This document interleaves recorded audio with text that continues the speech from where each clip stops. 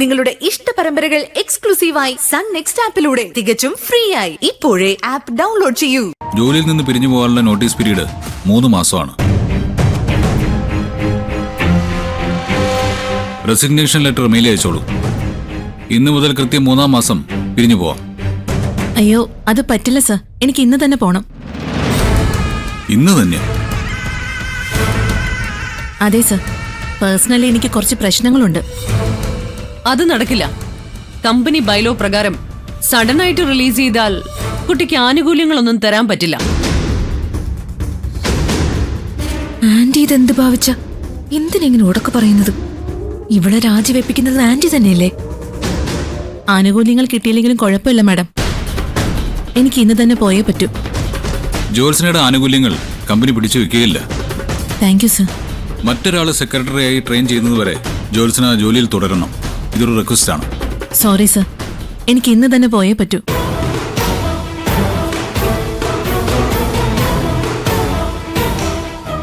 എനിക്ക് അത്രയ്ക്ക് പ്രഷറുണ്ട്, സാറിനൊന്നും തോന്നരുത്. ശരി, പൊയ്ക്കോളൂ.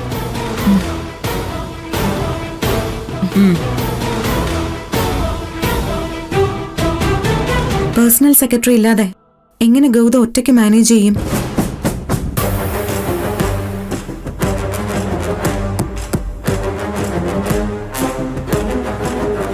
ശിവാനിയെ ഗൗതമിന്റെ പേഴ്സണൽ സെക്രട്ടറി ആക്കാം. മുമ്പൊരിക്കല് ഞാൻ നിയമനം നടത്തിയതാണ്. ഗൗതം സൈൻ ചെയ്യാത്തത് കൊണ്ടാ ശിവാനിക്ക് ജോയിൻ ചെയ്യാൻ പറ്റാതിരുന്നത്. ഞാൻ ജോയിൻ ചെയ്യാം. എനിക്കിപ്പോ ജോലി അത്യാവശ്യമാണെന്ന് ഇന്ന് രാവിലെയും കൂടി പറഞ്ഞതേ ഉള്ളൂ.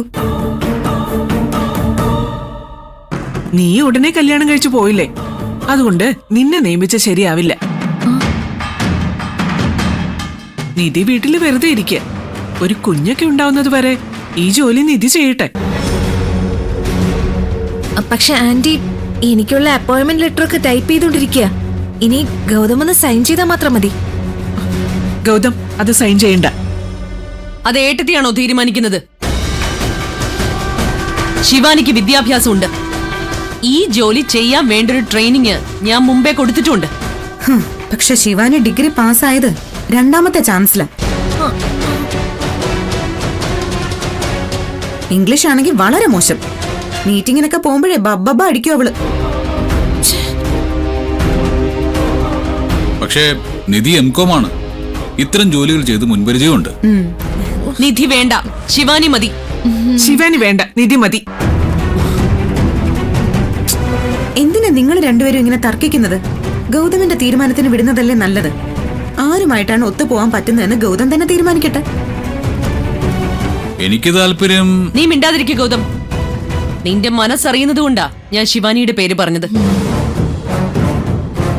ഇവന്റെ മനസ്സറിഞ്ഞിരുന്നെങ്കിൽ വസു ഒരിക്കലും ശിവാനിയെ പറയില്ലായിരുന്നു. ഏട്ടത്തി എന്തിനാ ആവശ്യമില്ലാത്ത കാര്യങ്ങളിൽ തലയിടുന്നത്? അടുക്കളയിൽ ചെന്ന് ഉച്ചയ്ക്കുള്ള ഭക്ഷണത്തിന്റെ കാര്യങ്ങൾ നോക്ക്. അടുക്കള കാര്യങ്ങൾ നോക്കിയിട്ട് തന്നെയാ ഞാൻ ഇവിടെ നിൽക്കുന്നത്. എന്റെ മകന്റെ കമ്പനിയിൽ അഭിപ്രായം പറയാൻ എനിക്ക് അവകാശമുണ്ട്. എന്ത് അവകാശം? കഴിഞ്ഞ 30 വർഷമായിട്ട് എല്ലാ അവകാശങ്ങളും എനിക്ക് മാത്രമാണ്.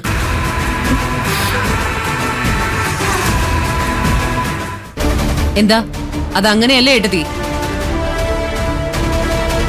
അയ്യോ എന്റെ അമ്മോ, ഒരു സെക്രട്ടറി നിയമിക്കുന്ന കാര്യത്തിൽ വരെ ഈ 30 വർഷത്തെ കണക്ക് പറയണോ?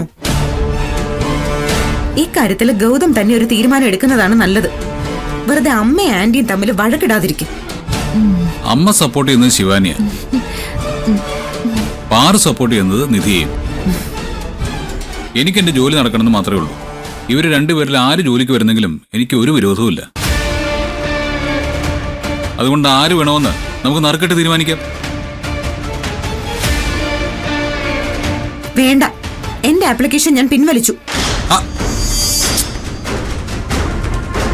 നിധി പിന്മാറി, ഞാൻ ജയിച്ചു.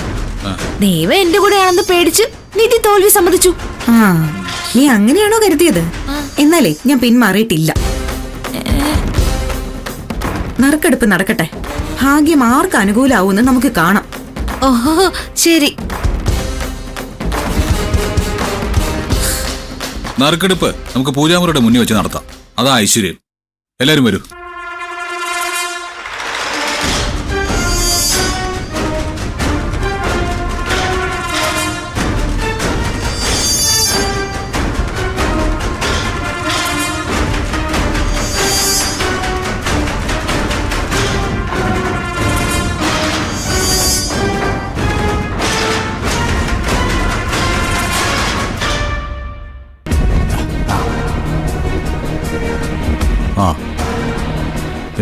നിധിയുടെയും ശിവാനിയുടെയും പേരുകൾ എഴുതിയ തുണ്ടുകൾ റെഡിയാണ്.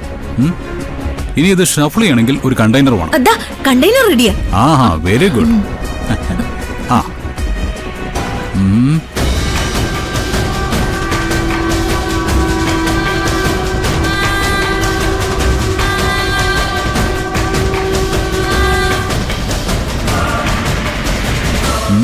ആ ഇതിൽ നിന്ന് അമ്മ തന്നെ ഒരാളെ സെലക്ട് ചെയ്യും.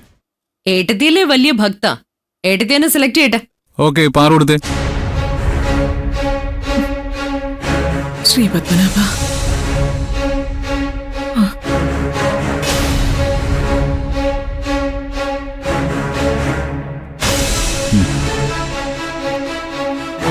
തുറന്നു വായിക്കേ.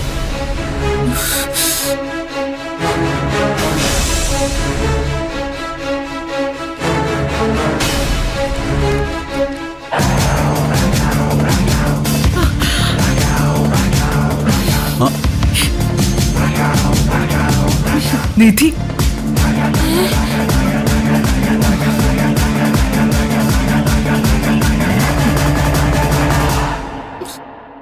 എവിടെ നോക്കട്ടെ. ഓ, സംശയം. ഇതെങ്ങനെ വന്ന്? നീതി എവിടെ നോക്കട്ടെ. ദാ. മോളെ ഗൗതമിന്റെ കൂടെ തന്നെ പോയി നീ ചാർജ് എടുക്കണം. വേഗം റെഡിയാവ്. ഈ നറുക്കെടുപ്പിന്റെ യാതൊരു ആവശ്യമില്ലായിരുന്നു. ഇതാണമ്മേ ജനാധിപത്യം. ഇലക്ഷനിൽ രണ്ടുപേർക്ക് ഒരേ വോട്ട് വന്നാൽ എന്താ ചെയ്യുക? നറുക്കിടും. ഇവിടെ അത് തന്നെ സംഭവിച്ചു.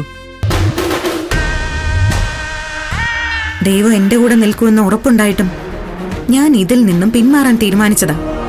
എന്നെ വാശി കയറ്റി ഇതിൽ പങ്കെടുപ്പിച്ചത് ശിവാനി തന്നെയാ. ഞാൻ വിചാരിച്ചത് തന്നെ നടന്നു. ഇപ്പൊ ഞാൻ കരുതുന്നത് ഇത് വിധി എന്നെ ഏൽപ്പിച്ച നിയോഗമാണെന്നാണ്.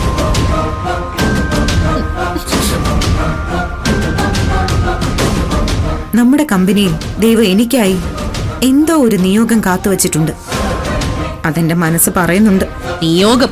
അവിടെ നിന്നെ കാത്തിരിക്കുന്നത് നാണക്കേട് മാത്രമാ. സെക്രട്ടറി ജോലി എന്താണെന്ന് പോലും അറിയാതെ നീ നാണം കെടും. ഈ നിൽക്കുന്ന ഗൗതം പോലും നിന്നെ തള്ളി പറയും. നമുക്ക് കാണാം ആന്റി. എന്താമേത് നടന്നത്? എന്തായാലും അക്സെപ്റ്റ് ചെയ്യുന്നതാണ് സ്പോർട്സ്മാൻ സ്പിരിറ്റ്. സത്യത്തിൽ അമ്മ പറഞ്ഞ പോലെ സെക്രട്ടറി ആയിട്ട് ശിവാനി തന്നെയായിരുന്നു എന്റെ മനസ്സിൽ.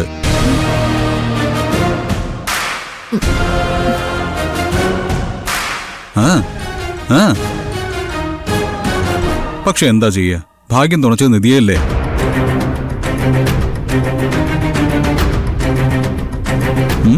പോയാ എടാ, നിന്റെ സംസാരം നിധിക്ക് തീരെ പിടിച്ചിട്ടില്ല. സെക്രട്ടറിയായി നീ ആഗ്രഹിച്ചത് ശിവാനിയാണെന്ന് കേട്ടപ്പോ കടന്നല് കുത്തിയ പോലെ അവളുടെ മുഖം വീർത്തത്. ആ വിയർപ്പ് ഞാൻ മാറ്റിക്കോളാം എന്റെ പാറു. ശിവാനി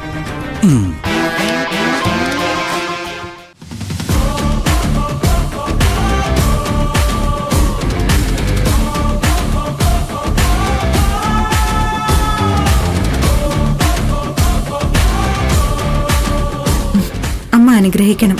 ഏത് നേരം നിന്നെ അനുഗ്രഹിച്ചോണ്ടിരിക്കല്ലേ, നീ പ്രത്യേകിച്ച് വേണോ?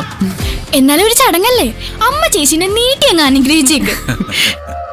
ശരി, എല്ലാം നന്നായിട്ട് തന്നെ വരും.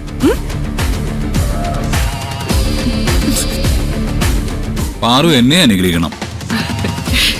നിങ്ങളുടെ ദാമ്പത്യ വല്ലരിയിൽ ഉടനെ ഒരു മൊട്ട് വിരിയട്ടെ.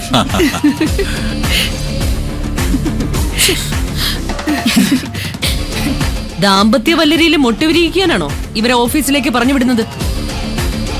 അമ്മ ഒരു കോമഡി പറഞ്ഞല്ലേ ആന്റി, അതിത്ര സീരിയസ് ആയിട്ട് എടുക്കണോ? ആന്റിയും എനിക്ക് വേണ്ടി പ്രാർത്ഥിക്കണം. നീ ചെല്ല്. ഞാനും പ്രാർത്ഥിക്കാൻ നിധി. ആ, അതെനിക്കറിയാലോ. ചെല്ല്. നമുക്കിറങ്ങാം നിധി.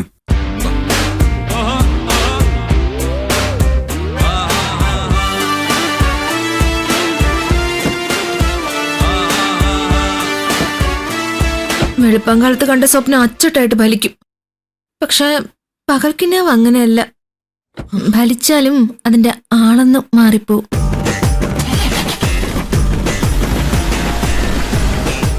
നറുക്കെടുപ്പിൽ നിന്ന് നിധി പിന്മാറിയതാ. ഓവർ ആവേശം കാണിച്ച് നീ അവളെ പ്രകോപിപ്പിച്ചു. അതാ അവൾക്ക് വാശിയായത്. എന്ത് ചെയ്യാനാ? എന്റെ കൈവിട്ട് പോയി ആന്റി. വേണ്ടായിരുന്നു എന്ന് പിന്നെ തോന്നി. ആ ഇനി അനുഭവിച്ചോ.